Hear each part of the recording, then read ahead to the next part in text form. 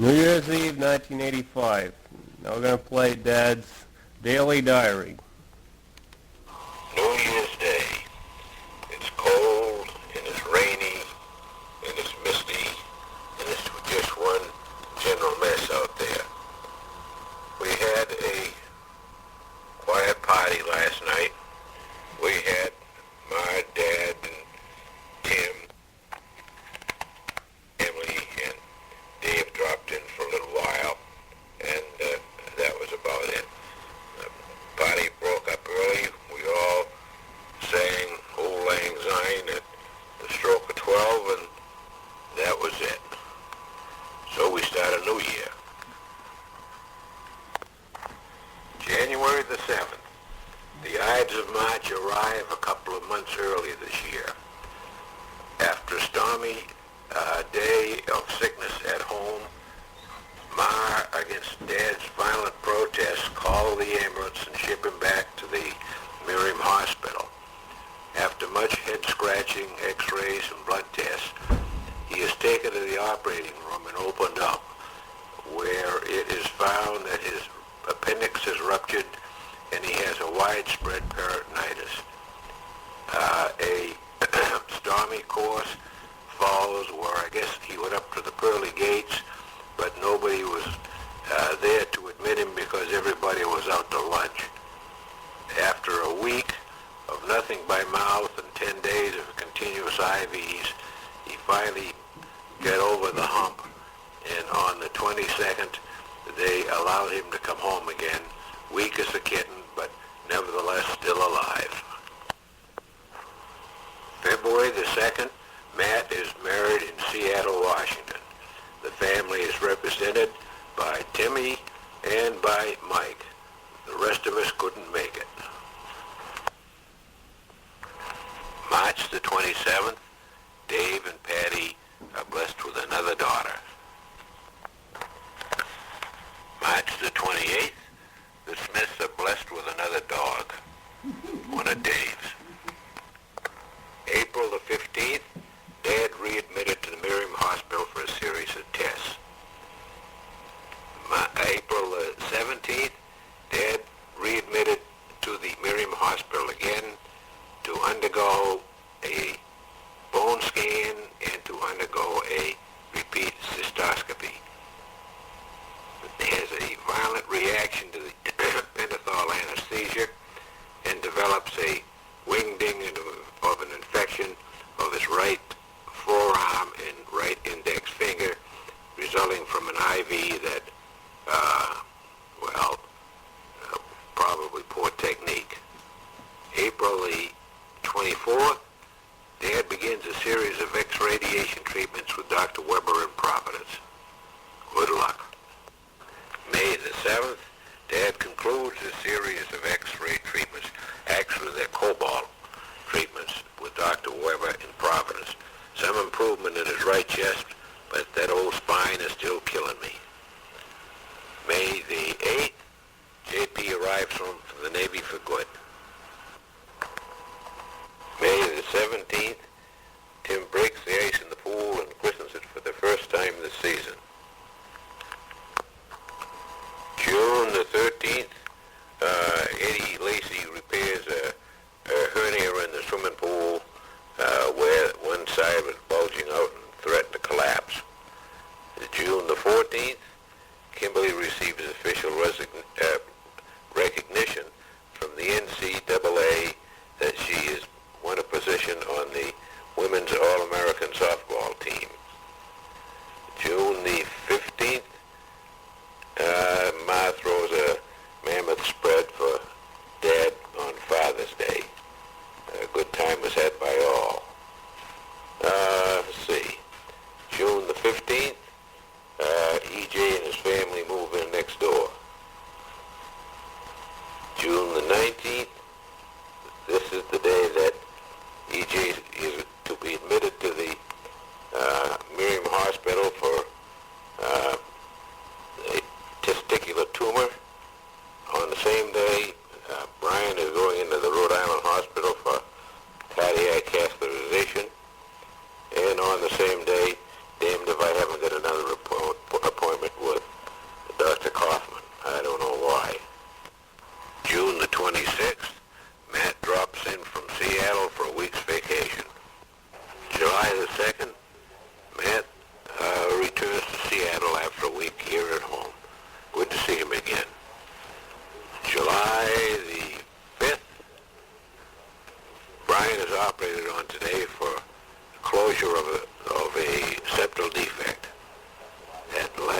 course, he's doing well.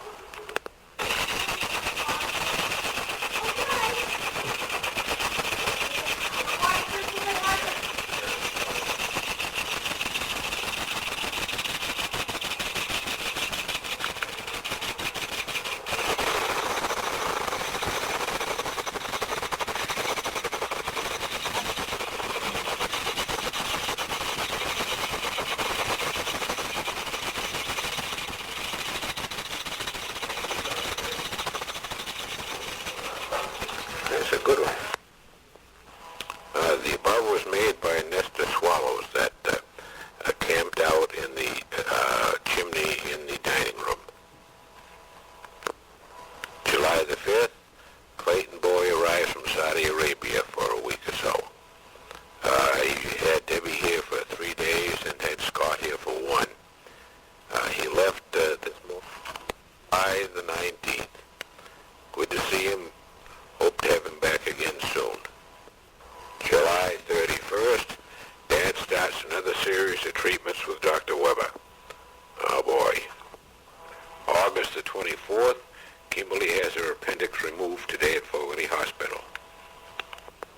Also August of this year, Charlie Tessier starts painting the house. September the 27th, great day. Hurricane Gloria hits Rhode Island, and the eye of the storm comes within 30 miles west of Burrillville. The devastation around here is unbelievable. The first tree to go was the bean tree out front, and when that went down, it took with it the power lines and the telephone lines from the house between here and the poles. When the lines went, it ripped off the conduit on the side of the house, taking with it half of the lumber on the side of the house, and taking out 3 or 4 clapboards along with it. So we are now 3 days later without telephone and without power. Then the next thing that went was the weeping willow out of the backyard. Fortunately, the wind was coming out of the southeast, so that when the big old tree went over, it missed the house completely and did no substantial damage.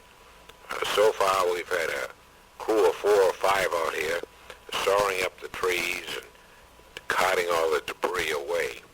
But as of this recording, and this is the 29th, we are still without power, and we're still without telephone connections.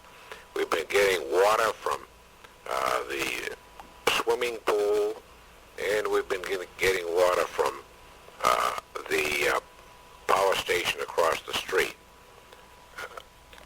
We're doing all the cooking on the stove here in the dining room and on a grill that EJ has set up down back.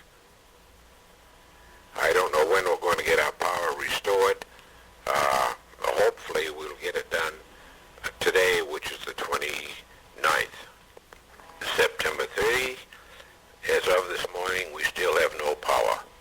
The water came on yesterday, which is at least something on the plus side of things. October the 1st, Blackstone Valley came through the backyard last night about 9:30. Came through tonight around 9:30. And by 10:30, 11 o'clock, the lights were on all over the house again. October the 2nd, the telephone company came through, and believe it or not, the telephone is ringing again. Kimberly just mentioned to me that I had forgot to put on this tape the fact that the butternut tree on the upper lawn also went over in this storm. November the 27th, Susie gets in a fight with some monstrous animal down in the woods, and it costs us $21 to get her ear fixed up where the animal bit her. November the 28th, Thanksgiving Day. Mara and the rest of the gals put on a sumptuous feast. The Smith clan was well represented, and I think everybody had a good time. We're on the air. Da, da.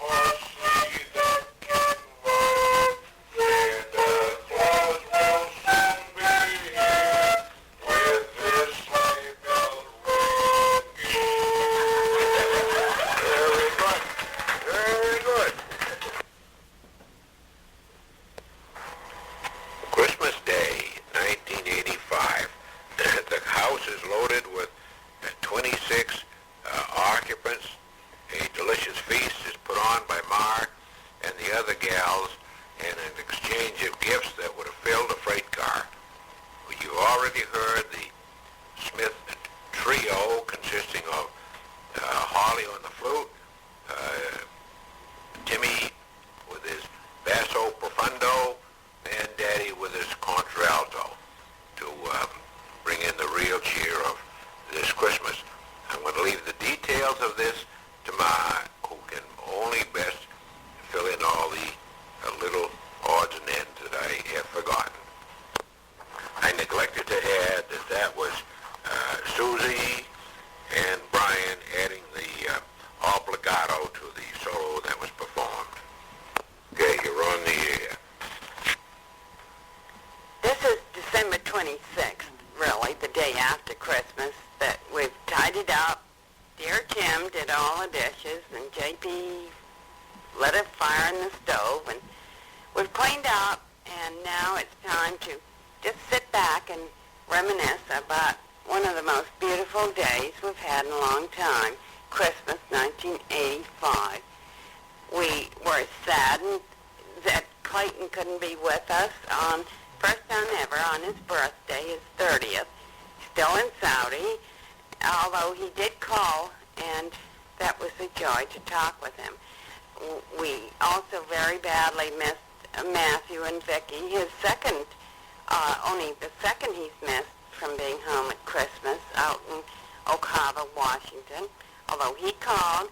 And then, of course, Bradley and Pam and little Bubby and Matthew in Oklahoma, and they also called. So, in a way, they're all with us. We had Michael and Cindy and her mother, Seal, and her father, Herb Haynes. Then we had EJ and family from next door with the whole crew, and Jeffrey wasn't full force because Brian was invited down to see his mother in Tennessee. But in spite of that, we had Teddy, Christine, little Tim, and Christine's friend Kim, who's also in the Navy. And we also had, of course, Jeff and Nancy, and Patty and Dave and the two darling children, Timmy, JP, Kimberly, our friend Steve, and during the afternoon, the Cook twins, real good friends, came over, which was very sweet of them. We really surprised Dad with something he didn't expect, and I have never kept such a good secret as I had, in that he never knew he was receiving from all of the family a beautiful 19-inch remote-controlled General Electric color television. So that now, when he wants to watch a game or his mass, or as he lies on the couch in the evening, he can watch something instead of the little black and white that we had. He was so surprised and very, very moved and pleased with this beautiful gift.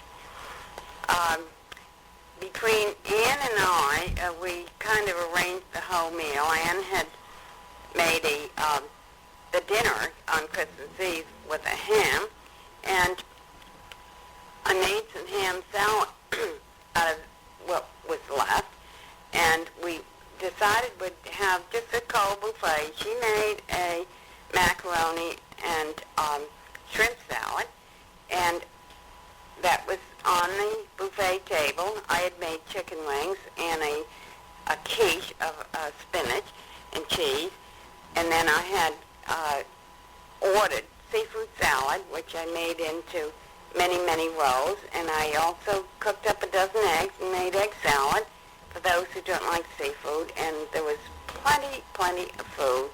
Nancy brought a beautiful, it was really an apple spice cake that she had made that had cream cheese in it, and it was delicious. We had about 5 pies. Cindy's mother brought pies, and so did Mom made 2 or 3 also. So everyone had plenty to eat. I heard no crying from the little ones. All the children behaved beautifully. wonderfully, and we just had a very enjoyable evening, day and evening. I'll turn it back to Dad for his comments. No comments, Myra. I think you Well, included I everything. forgot one thing. Wait a minute, you forgot one thing. Clayton had called, written rather, to Alice Forrest for the most beautiful Christmas centerpiece that really graced our table, no end. And also Kimberly had won on a 50-cent raffle ticket a gorgeous king-size handmade quilt bedspread that she gave to Mom and Dad for Christmas. We received many lovely things, and I enjoyed seeing my daughters-in-law and my grandson open the things that I had given them, that I had made, that fit nicely and looked nice on them. That's about it for now. We'll be back. Yeah, we'll be back with the New Year's Eve edition in a few days, so stand by. You're on the air, Ma. All right. These are the outstanding events in 1985 for me. Although while Ernie has already recorded his daily diary, an excellent history of events that one often forgets, I would like to add my thoughts. I guess the most memorable event and almost devastating in my life was Ernie's ruptured appendix.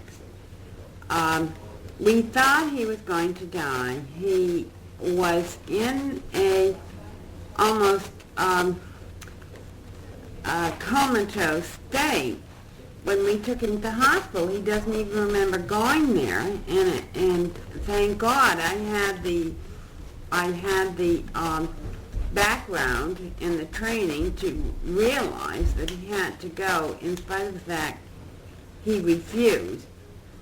But I did call the ambulance, I called the doctor, and I'm sorry to say that the doctors at the hospital kind of goofed up. They let him sit for 6 hours in the emergency room with a ruptured appendix, did all kinds of things that weren't appropriate for him, but in spite of everything, he did live, and thank God for that. Kimberly was out of school at the time, and she was most supportive. JP was in the Navy, Clayton overseas, but Michael had called Bradley to tell him that he better come home if he wants to see his father alive. So Brad did come home and spend a week with us. Timmy and Kimberly and EJ were extremely supportive, and Brad went in with me every day, even though at times Dad didn't even know us. Well, thank God he recovered, although he had excruciating pains in his abdomen for a long time and all kinds of other complications. Then, of course, we were still selling the house, trying to sell the house. We had the house on the market, we had calls, I had to keep that up, the cleaning, so that when people wanted to come in, it would be kind of almost perfect. Without Mrs. Langley, it meant a lot on my part. However, there were 2 or 3 doctors interested in the place, but finally, one doctor decided he wanted to buy the equipment. And that meant cleaning out 38 years of accumulated medical equipment that was horrendous. Christopher helped me bring down books, we'd climb on ladders and get things out, and that took a long time. And after we decided not to sell the house, we proposed to EJ and Ann that maybe they would like to rent the place. They had moved to Gloucester, and they weren't too keen on the school system, and Holly and Chris would both wanted to come back to Burrillville. So it had worked out just great for all of us. Well, JP came home from the Navy in May and got a job quite promptly. We're glad to have him aboard, and it is now 3 living here, Kimberly, Timmy, and Jay, and EJ and family on the other side, which is a great support to me and to Dad. We really enjoyed having Matt come home. He came for his high school reunion, and even though Vicki couldn't come, and we couldn't go to his wedding way back in February, it was wonderful having him home. And then shortly after Clayton came, Debbie was only here for 2 days, but 2 or 3 days. Clayton was home for a good 10 days to 2 weeks, and Clay is the kind of kid that, you know, he'll sit and read or talk or do anything, and very comfortable to be with. We did, as I said before, miss him this Christmas. But hopefully that's the last year he'll be away in Saudi. I think that all of us had a great experience during the hurricane. Even though it was a terrible experience for all of us, we did learn some values in that we knew what the pioneers had to go through. They didn't have warm houses. They had to build their own houses, cut down the trees to build them. But here we had to cook on wood stoves, had to light candles, and had to do without a lot of things. We lost a little bit of food, not too much. Luckily, our neighbors plugged in. They got their lights back a long time before we did, so they plugged in a cord from the garage and down back to keep my freezer going. We really didn't lose too much. I remember the day that poor Chris had to clean out their fridge because there was a lot of food spoiled, but between all of us, we managed. One day, Timmy's dog Brian ate his breakfast. Timmy had cooked it on the outdoor grill, but maybe Timmy will tell you all about that when he tells his memoir of the year. So, I can't think of too much else except that Nancy came one day, my niece Nancy and Dale and their 2 daughters. We had a nice day. We enjoy having Mike and Cindy coming once in a while, and David family. So we're lucky. And all in all, in spite of Dad's pain, I think that, you know, all in all, we've had a good year. God bless everyone. Happy New Year.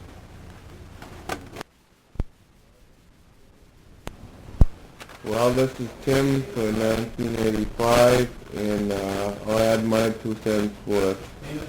One thing that I want to remind Dad is that in his little daily diary, he forgot for 1985 the last day that anyone went in the pool. And that was me, of course, on